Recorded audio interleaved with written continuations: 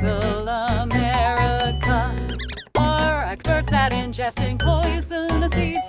These birds, oh, which can break even very hard shells with their beak resembling a giant hook, immediately fly towards the rocks after eating the poisonous seeds and not follow the clay rock pieces there.